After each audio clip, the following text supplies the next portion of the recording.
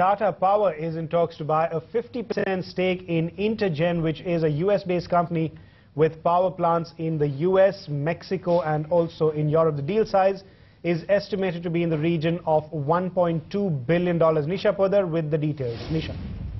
That's right, George. It could be one of the very big deals actually in the energy space. So remember, GMR had bought Intergen in 2008 for $1.1 billion, and now it's in talks with Tata Power to sell the Intergen, that is 50% stake in this Intergen asset, for $1.2 billion. That's what the report suggests.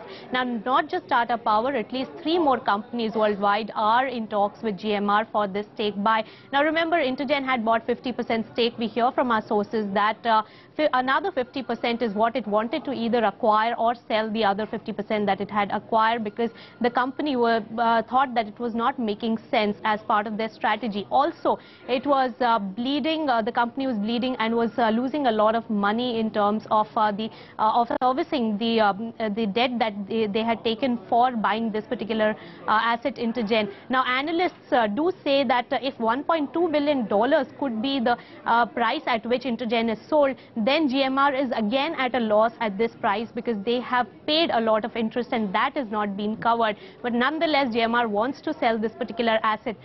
One more point to be noted at this point is that Ontario Teachers Pension Plan has the rest of the stake in Intergen, and that has first right of refusal or first right to buy out that stake as well. So we don't know what is going on between GMR and Ontario at this front, but definitely Tata Power is in talks. That's what reports suggest, and the race for Intergen is on at the moment.